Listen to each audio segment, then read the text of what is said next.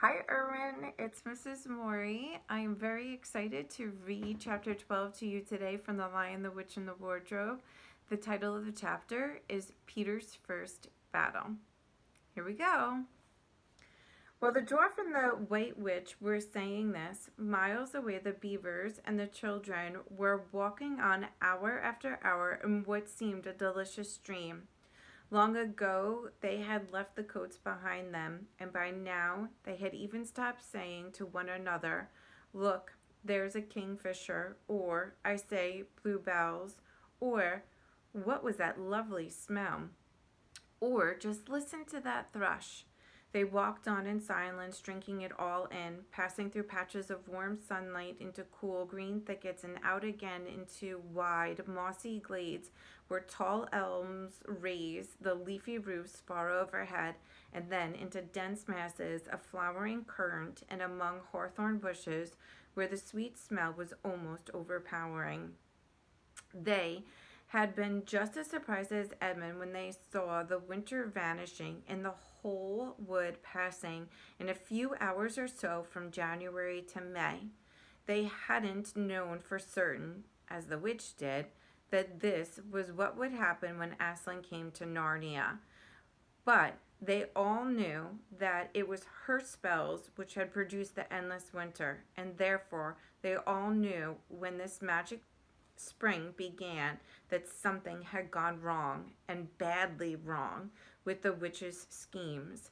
And after the thaw had been going on for some time, they all realized that the witch would no longer be able to use her sledge. After that, they didn't hurry as much and allow themselves more rest and longer ones. They were pretty tired by now, of course, but not what I call bitterly tired, only slow and feeling dreamy and quiet inside as one does when one is coming to the end of a long day in the open. Susan had a slight blister on one heel. They had left the course of the big river some time ago, for one had to turn a little to the right, that meant a little to the south, to reach the place of the stone table. Even if this had not been their way, they couldn't have kept the river valley once the thaw began. For with all that melting snow, the river was soon in flood, a wonderful, thundering, roaring yellow flood, and their path would have been under water. And now the sun got low, and the light got redder, and the shadows got longer, and the flowers began to think about closing. "Not long now," said Mr. Beaver, and began leading them uphill across very deep, springy moss. It felt nice under their tired feet, in a place where only tall trees grew very wide apart.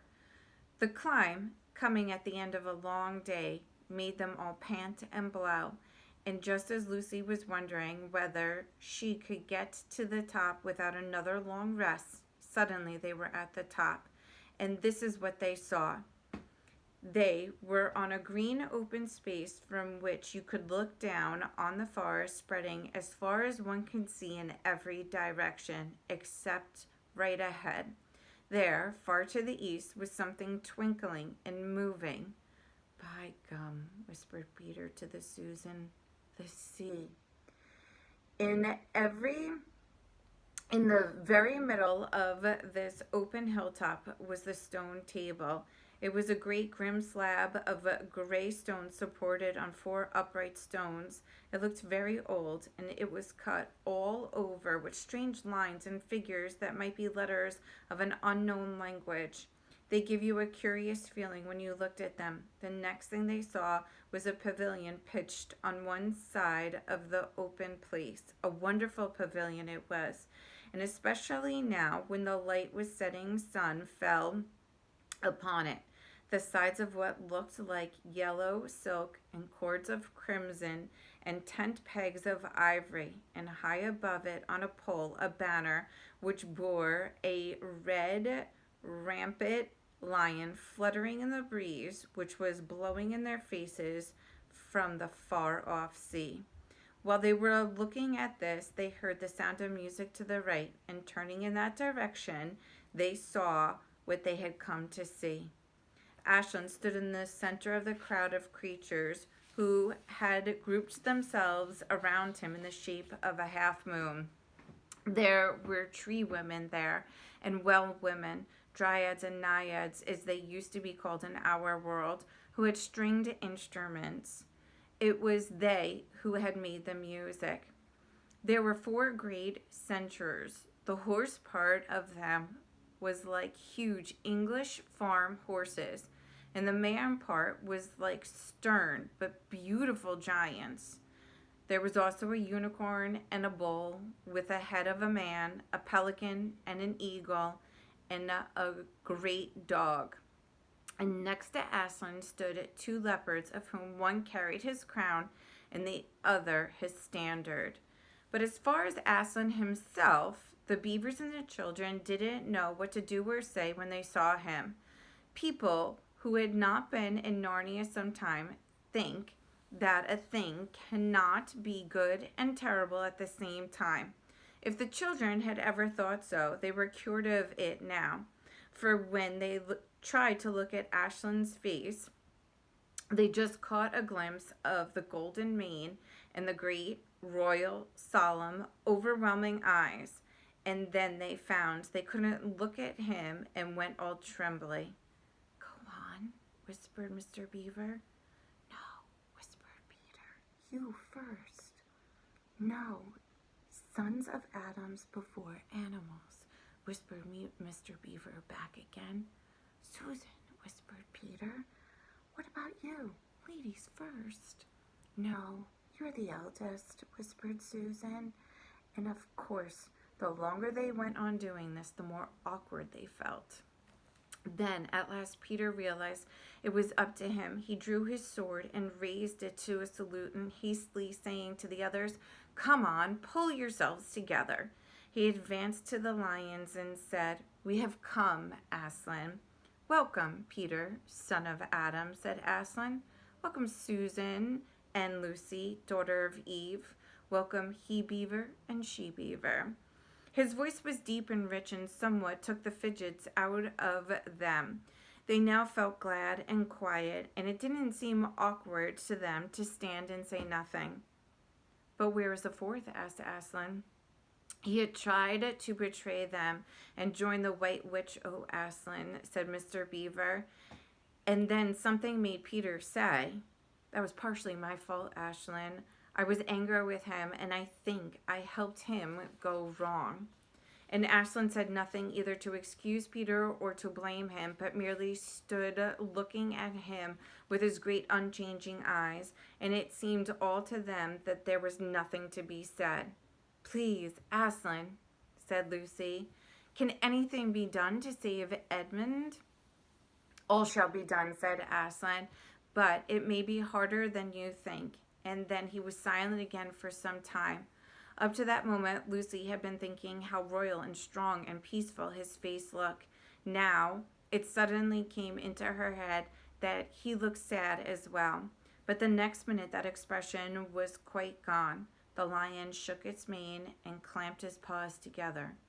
"Terrible paws," thought Lucy. "If he didn't know how to velvet them," she said. "Meanwhile, let the feast be prepared. Ladies, take these daughters of Eve to the pavilion and minister to them." When the girls had gone, Aslan laid his paw, and though it was velveted, it was very heavy, on Peter's shoulder, and said, "Come, son of Adam, I will show you a far-off sight of the castle where you will be king." And Peter, with his sword drawn in his hand, went to the lion to the eastern edge of the hilltop. There was a beautiful sight met their eyes. The sun was setting behind their backs. That meant that the whole country below them lay in the evening light, forests and hills and valleys, and winding away like a silver snake, the lower part of the great river. And beyond all this, miles away, was the sea, and beyond the sea, the sky, full of clouds, which were turning rose color with the reflection of the sunset. But just where the land of Narnia met the sea, in fact, at the mouth of the great river, there was something on the little hill shining.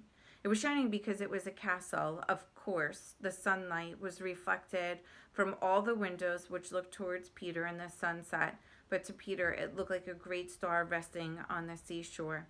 That, oh man, said Aslan, is Car Parval of the 4 thrones, one of which you must sit as king. I show it to you because you were the firstborn, and you will be high king over all of the rest. And once more Peter said nothing, for at that moment a strange noise woke the silence suddenly. It was like a bugle, but richer. It was your sister's horn, said Aslan to Peter in a low voice. And once more Peter said nothing, for at that moment a strange noise broke the silence suddenly. It was like a bugle, but richer. It is your sister's horn, said Aslan to Peter in a low voice, so low as to almost be a purr. If it is not disrespectful to think of a lion purring. For a moment Peter didn't understand. Then, when he saw all the other creatures start forward and heard Aslan say with a wave to his paw, "Back, let the prince win his spurs," did he understand, and set off running as hard as he could to the pavilion. And there he saw a dreadful sight. The naiads and the dryads were scattering in every direction. Lucy was running towards him as fast as her short legs would carry her, and her face was as white as paper. Then he saw Susan make a dash for a tree and swing herself up, followed by a huge gray beast. At first Peter thought it was a bear. Then he saw that it looked like an aston, though it was far too big to be a dog. Then he realized that it was a wolf standing on its hind legs with its front paws against the tree trunk, snapping and snarling. All the hair on its back stood up on end. Susan had not been able to get higher than the second big branch. One of her legs hung down, so her foot was only an inch or two above the snapping teeth. Peter wondered why she didn't get higher, or at least take a better grip. Then he realized that she was just going to faint, and that if she fainted, she would fall off. Peter did not feel very brave. Indeed, he felt he was going to be sick.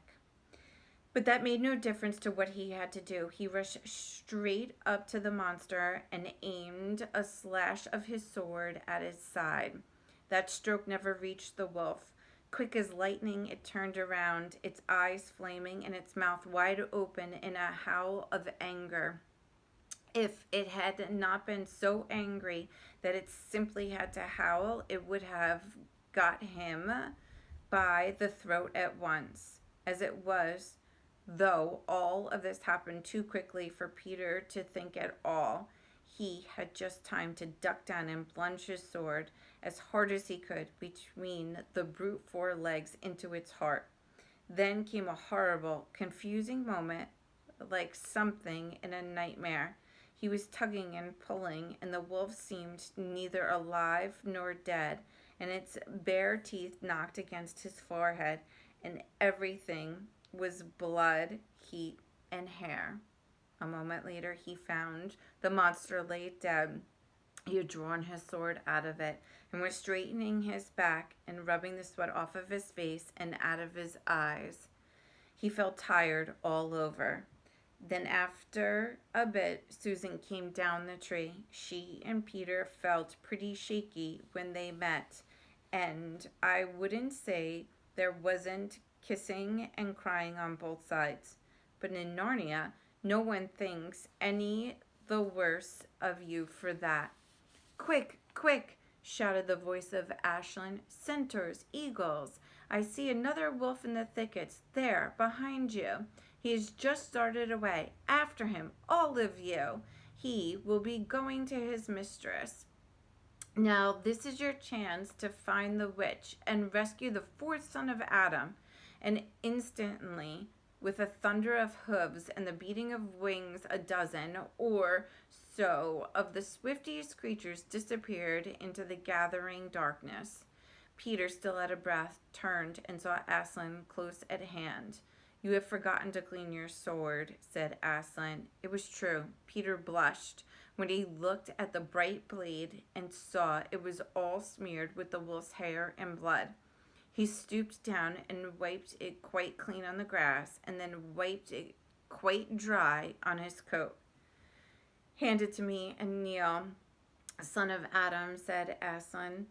And when Peter had done so, he struck him with the flat of the blade and said, "Rise up, Sir Peter Wolfbane, and whatever happens, never forget to wipe your sword." And that is the end of chapter 12. Thanks, Erwin.